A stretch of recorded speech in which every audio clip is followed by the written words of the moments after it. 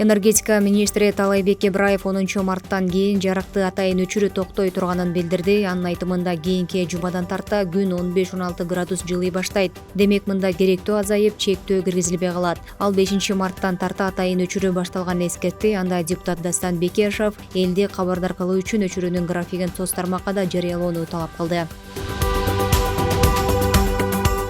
Бишкек шаарындагы Ак Ордо конушундагы жылуулук электр борбору 2-ни ишке киргизүү пландалууда. Бул тууралуу Жогорку Кеңештин тармактык комитетинин жыйынында энергетика министри Таалайбек Ибраев билдирди. Министр отурумдун жүрүшүндө депутаттын суроосуна жооп берип жатып, союз мезгилинде курулган жылуулук борбору болгону 6 ай гана иштегенин айтты. Жылуулук электр борбору 2 менен Арча Бешик, Ак Орго сыяктуу бир нече жайым конуштарды жылуулук жана электр энергиясы менен камсыз кылуу мерчемделген.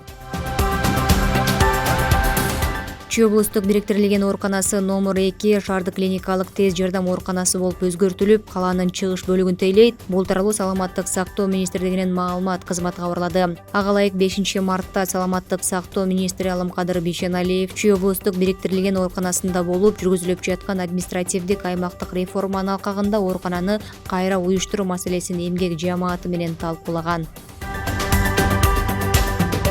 Бишкектин административдик соту Жогорку Кеңештин депутаты Шайлообек Атазовдун мандатын жокко чыгарды. Ага ылайык Бишкектин административдик соту ушул эле округтан 2022 жылы шайлоого катышкан Абдурахман Хажи Муртазалиевке мандат берүү токтомун чыгарган. Мыйзам бузууларга байланыштуу Шайлообек Атазовдун мандатын жокко чыгаруу өтүнүчү менен сотко Абдурахман Хажи Муртазалиев кайрылган.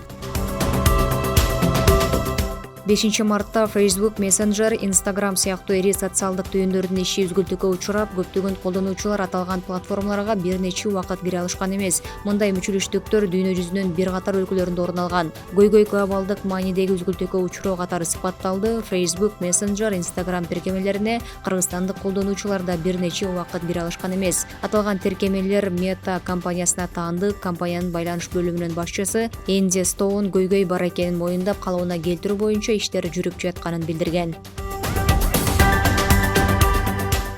Ноокат райондук мамлекеттик администрациясы менен Мармара Стоун жоопкерчилиги чектелген коомунун ортосунда мамлекеттик жеке өнөктөштүк макулдашуусуна кол коюлду. Мамлекеттик жеке өнөктөштүк борборунан билдиришкендей, келишим Ош облусунун Ноокат районунда соода логистикалык борборун куруу жана башкаруу долбоорунун алкагында түзүлдү. Долбоор заманбап соода логистикалык борборду, анын ичинде соода жана оюн-зоок комплексин, тамак-аш жана азык-түлүк эмес товарларды чекене жана дүгүнөн сатуу үчүн соода борборлорун, кайра иштетүүчү секторди, кампаларды, жеңил жана жүк ташуучу автоунаа үчүн токтотуучу жайларды курууну камтыйт. Германияда өтүп жаткан ITB Берлин 2024 дүйнөлүк ири туристтик көргөзмөдө Кыргызстандын павильону ачылды. Бул тууралуу Кыргызстандын туризмди өнүктүрүүнү колдоо фондунан билдиришти. Кыргызстандын павильону башка стендтерден сапаттык жактан өзгөчөлөнүп, буга чейин эле көргөзмөгө келген коноктордун көңүлүн бурган дешти. Кыргызстандан туризмди өнүктүрүүнү колдоо фонду, Кыргыз туроператорлор ассоциациясы, 16 туроператор жана 4 дестинация катышып жатат.